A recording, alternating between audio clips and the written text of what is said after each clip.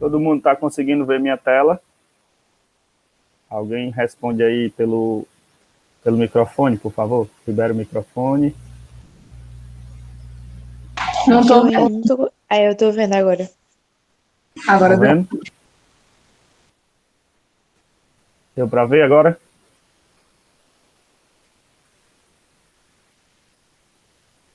Todo mundo consegue ver? Sim. sim.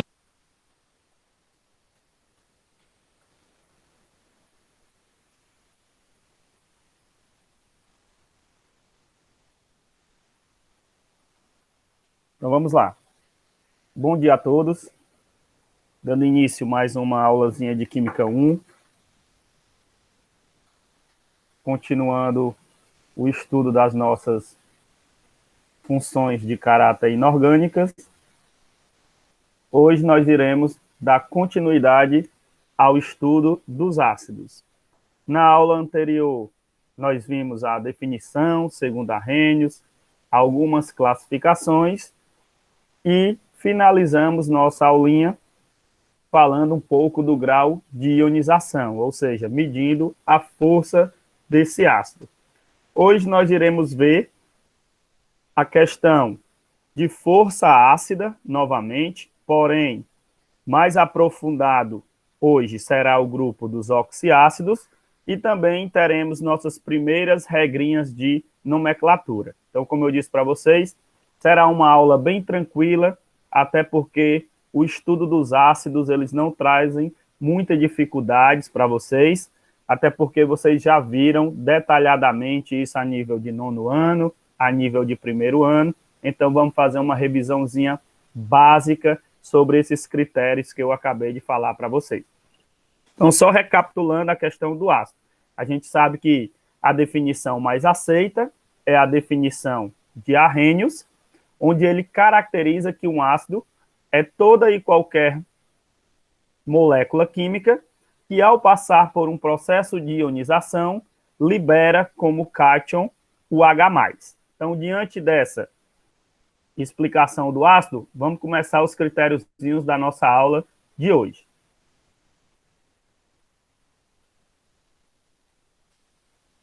Então, determinação teórica da força ácida.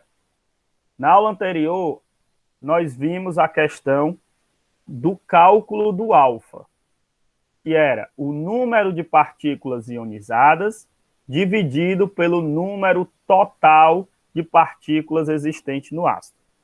Diante disso, essa escala de valores, ela está sempre atribuída entre 0 e 1.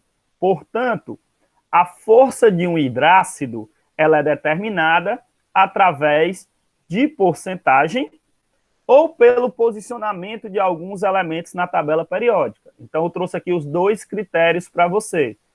Se você pegar uma questão de cálculo dentro do seu vestibular, ou se você pegar uma questão 100% teórica. Então, vamos lá. Professor, Oi. Com licença. É só porque a Jéssica tá pedindo para o senhor aceitar ela?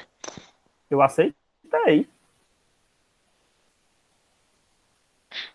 Eu vou falar aqui para ela.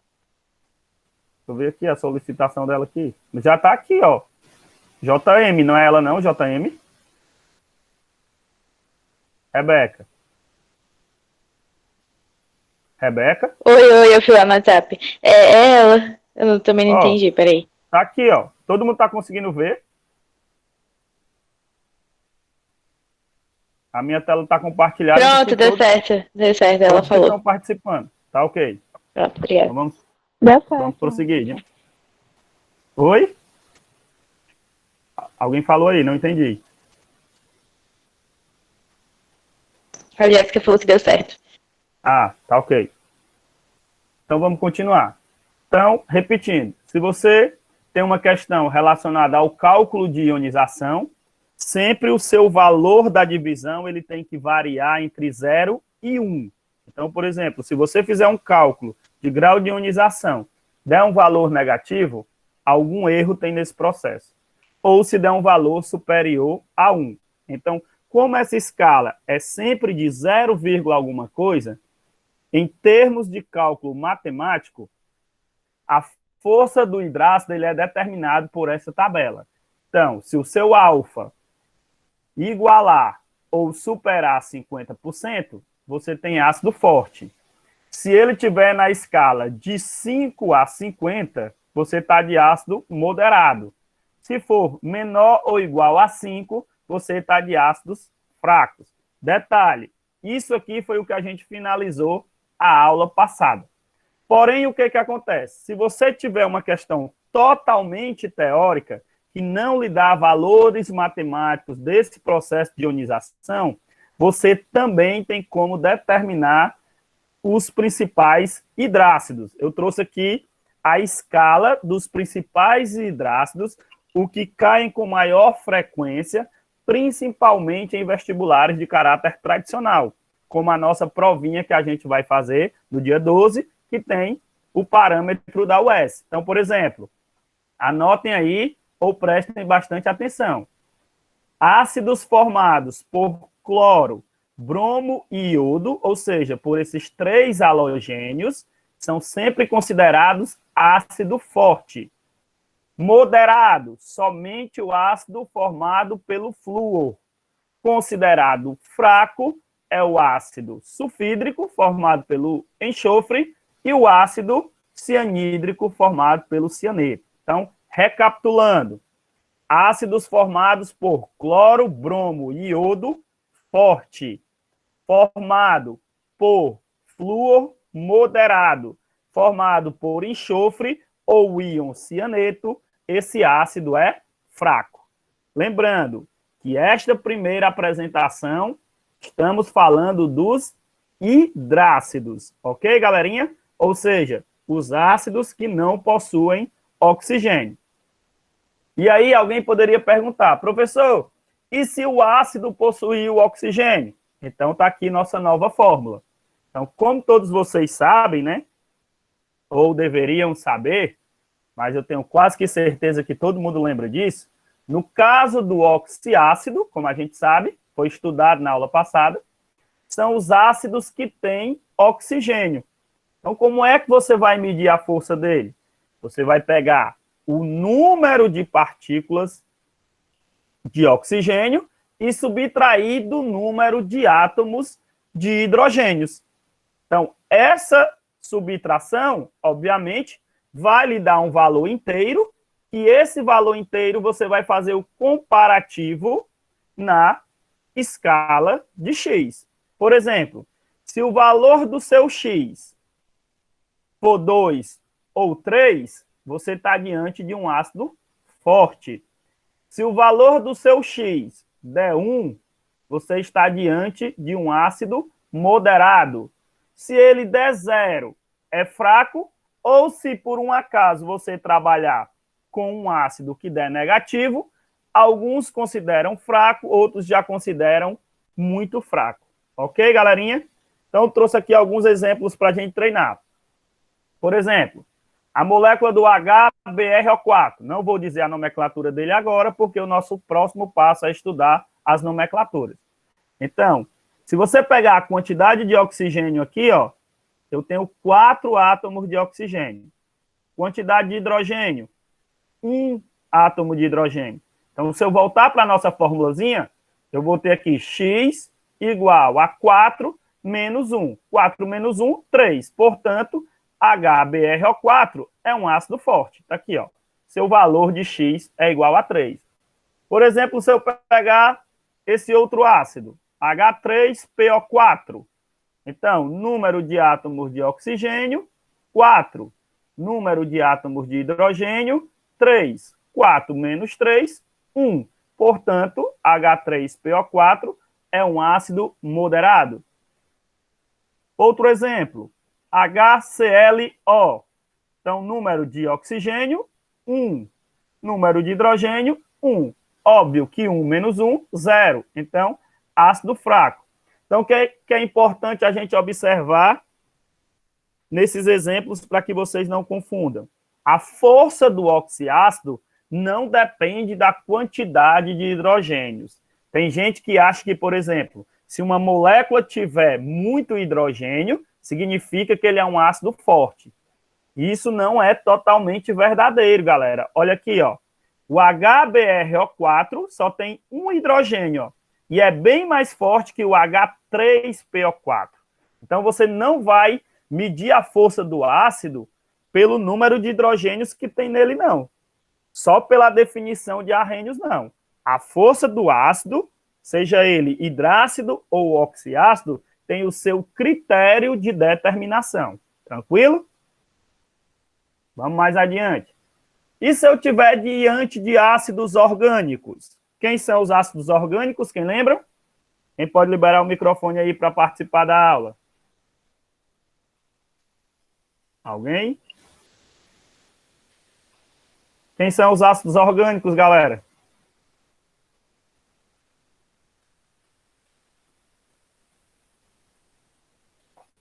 Dos íons que eles liberam? Como? Tu tá perguntando dos íons que eles liberam? Não. Quem são os ácidos orgânicos? Qual é a classe? Que tem carboxila. Exatamente, são os ácidos carboxílicos, ok? Então, no caso dos ácidos orgânicos, como é que você vai medir a força? Por exemplo, como é que você sabe que um ácido etanóico ele é mais forte ou mais fraco que um ácido propanoico? Que um ácido metanóico é mais forte ou é mais fraco que um ácido butanóico? Então, são dois critérios. Primeiro critério, quanto maior a cadeia, mais fraco é o ácido. Ou seja, quanto mais ela se alonga, esse ácido ele vai perdendo sua força. Deu para entender o primeiro critério? Então, por exemplo, nesse critério, o ácido de caráter mais forte no grupo orgânico é o ácido metanóico, que tem apenas um átomo de carbono. Deu para entender o primeiro critério? Então, quanto mais prolongado for a cadeia, esse ácido ele vai se tornando mais fraco. No caso de monoácidos carboxílicos, ou seja, ácidos que só apresentam um grupo carboxílico. Então, a força dele vai depender da substituição de hidrogênios do carbono vizinho à carboxila. Se esses hidrogênios forem sendo substituídos por um cloro, por um bromo, por um metil, o ácido vai se tornar mais forte. Lembrando que é o carbono vizinho à carboxila.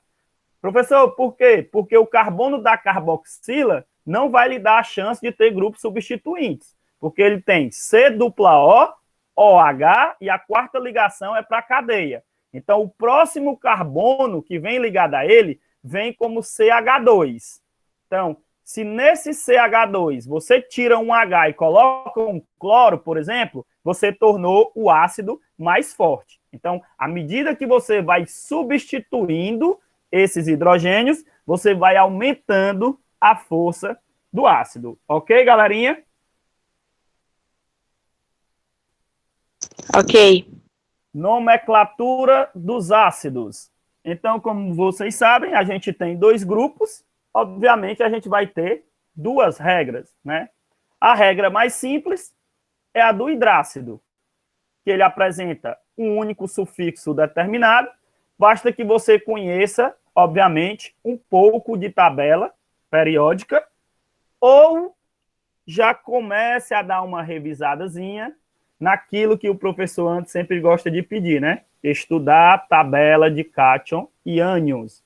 Se você é um bom conhecedor de ânions, você não tem dificuldade em ácidos.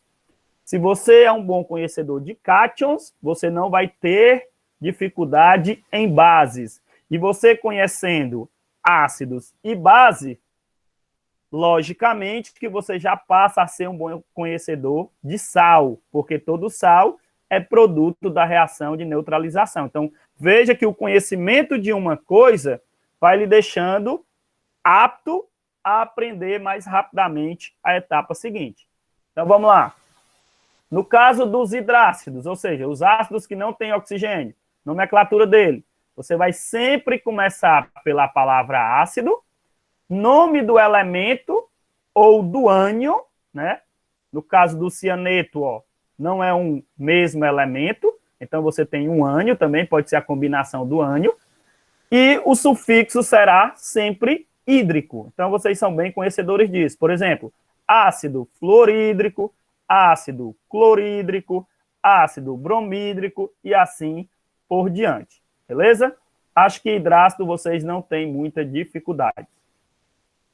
No caso dos oxiácidos, aí sim a gente vai ter que seguir uma série de regrazinhas.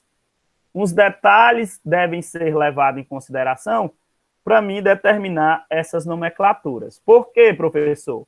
Porque existem alguns oxiácidos, galerinha, que são formados pela combinação de mesmos elementos químicos, gerando fórmulas diferentes. Por exemplo, HNO2, HNO3. Então, eu tenho a mesma combinação, hidrogênio, nitrogênio e oxigênio. Mas essa alteração no número de oxigênio já também altera o nome do composto. Por exemplo, H2SO4, H2SO3. E a minha preocupação maior, como todos vocês também já são conhecedores, né? Já que estão se preparando para essa caminhada do Enem, é quando eu tenho um halogênio formando esse oxiácido, como o nosso primeiro exemplo aqui, ó, o HClO3. Por quê? Como o cloro é do grupo dos halogênios, os halogênios eles conseguem formar uma quantidade maior de ácidos inorgânicos. Então, por exemplo, no caso do cloro, eu vou ter HCl, HClO, como vocês viram no exemplo da força, HClO2, HClO3, HClO4. Então, nesse caso, você vai ter que utilizar prefixos e sufixos dependendo do ácido formado pelo halogênio. Em algumas situações, você não vai precisar do prefixo. Por exemplo, ácido formado por enxofre, ele só tem H2SO3, H2SO4. Então, nesse caso, só o sufixo resolve. Então, vamos lá, treinar essa nomenclatura. Então, no caso dos oxiácidos, você vai sempre começar pela palavra ácido, ok? A combinação que tem a maior quantidade de oxigênio vai ter o sufixo ico. A que tem a menor quantidade de oxigênio vai ter o sufixo oso. Por exemplo, no caso do nitrogênio, HNO2, ácido nitroso. HNO3, ácido nítrico. No caso do enxofre, que é outro ácido bastante conhecido, HSO3, ácido sulfuroso. H2SO4, ácido sulfúrico. Porém, alguém poderia perguntar, sim, professor, e no caso dos halogênios? O senhor disse aí uma série de ácidos. Então, é nesse caso que a gente começa a utilizar o prefixo, ó, per ou hipo. Como assim? Você vai utilizar hipo no ácido que tiver a menor quantidade de oxigênios. Por exemplo, HClO. Então, é o ácido hipocloroso. E você utilizará o prefixo per naquele que tiver a maior quantidade de oxigênio. Por exemplo, HClO4 é o ácido perclórico. Entendido, galerinha? Então, Sim. ó, coloquei aqui uma tabela dos principais ácidos para que vocês observem. Ó. Dei como exemplo aqui, ó, para você observar o cloro, com todas as regras, ó, menor quantidade, hipocloroso, maior quantidade, perclórico. Os dois centrais não pegam prefixo, irão pegar apenas sufixo. Maior quantidade de oxigênio, sufixo ico, então ácido clórico.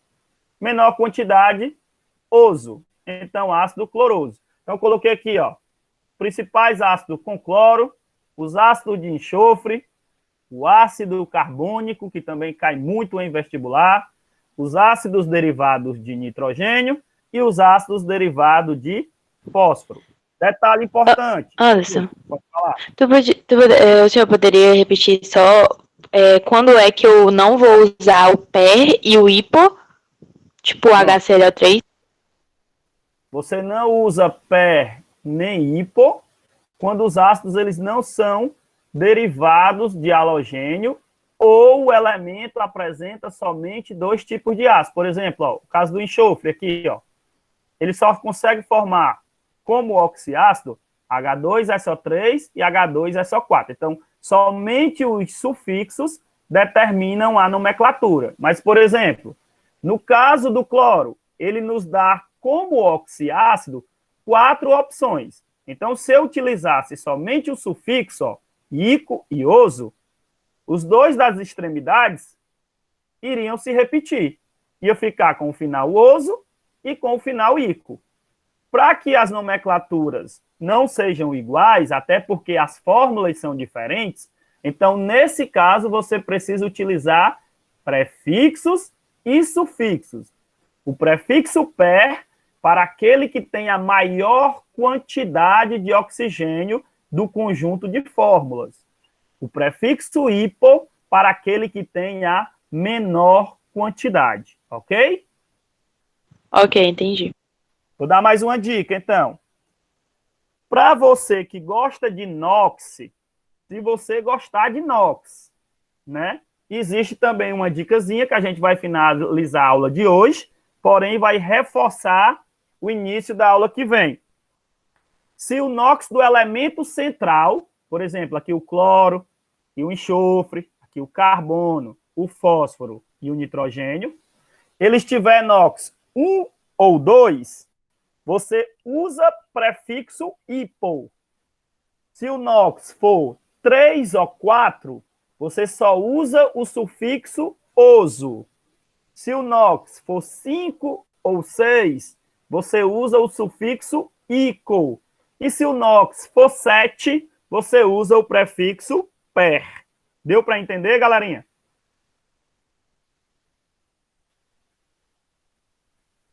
Deu para entender ou precisa repetir? Sim, pode repetir para anotar. Tá bom. Então vamos lá. Se o NOx do elemento central der 1 ou 2, na nomenclatura você vai usar o hipo. Ok? Ok. Se o NOx der 3 ou 4, lembrando que eu estou falando do elemento central, então você vai usar só o sufixo oso. Se o NOx der 5 ou 6, você determina com o sufixo ico. E se o NOx der 7, você precisa do prefixo PER. Tranquilo? Sim. Vou dar aqui um exemplo aqui para vocês. Ó. Qual é o NOx do hidrogênio? Quem pode me falar? Mais 1. Oxigênio, Menos 2. menos 2 vezes 4. Menos 8. Para zerar essa fórmula, o cloro tem que ser quanto? Mais 7. Olha o prefixo, ó. Tá vendo, ó? PER. Dá um outro exemplo, ó. Quanto é o hidrogênio? 1. Mais 1. Oxigênio, menos 2.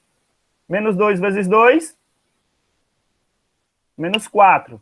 Para zerar, o cloro aqui tem que ser 3. Então, se é 3, usa só sufixo, oso. Entendeu? Se você conhece as regras de NOx, dá para você determinar também com tranquilidade. Até porque todo oxiácido, óbvio, ele vai ter hidrogênio e oxigênio. Então, é só você determinar o elemento central. Tranquilo, gente? Tranquilo, galerinha? Sim. Nenhuma dúvida? Não, Então, nenhuma. De boa. Então, agora vocês vão fazer os exercícios que estão na página 7 e 8, as questões de sala, as 4 questões. Se você der uma olhada aí, ó, a questão de número 4 já foi questão do Enem, então dá para você ver que esse nomenclatura de ácido é um parâmetro que pode ser cobrado no Enem. E, obviamente, durante a semana, você tem os propostos para serem realizados. Lembrando a todos vocês que as nossas avaliações agora são na segunda semana de junho, devido aos 2 feriados. Vocês já receberam as datas da prova de vocês? Não, mas prova ela de- disse que vai falar com a gente hoje à tarde. Pronto, vou só antecipar aqui, porque eu já estou com o calendário. As provas de vocês serão dia 9 e 12. Então, vocês vão estudando, vão se preparando. A Sandra vai falar melhor para vocês, mas aí vocês já ficam cientes das datas. Tranquilo, gente? Tranquilo. Oi. Já é para anexar as Se você já tiver propostas? feito, pode anexar. Gente, quem tiver atividade resolvida, você faz o anexo referente àquela determinada aula, que eu já estou anotando. Por exemplo, no caso da Amanda, ela está me mandando todas as atividades. Se eu não tiver enganado, não tem pendência em nenhuma atividade sua, Amanda. Você está de parabéns. Ô, professor, eu te mandei ontem já. A de hoje. Todo mundo que tá mandando, eu estou registrando, porque a sua terceira nota vai continuar da mesma forma do presencial. Então, vocês têm que ir anexando referente a cada aula, tranquilo? Ok. Cuidado para vocês não se confundirem e mandar atividades em químicas opostas. Tipo, tu fez a atividade da química 1 e mandar numa química 2, que aí fica mais complicado registrar sua atividade. Beleza, gente? Ok. A Marília está Mais perguntando alguma no dúvida? chat. Deixa eu ver aqui a pergunta dela aqui.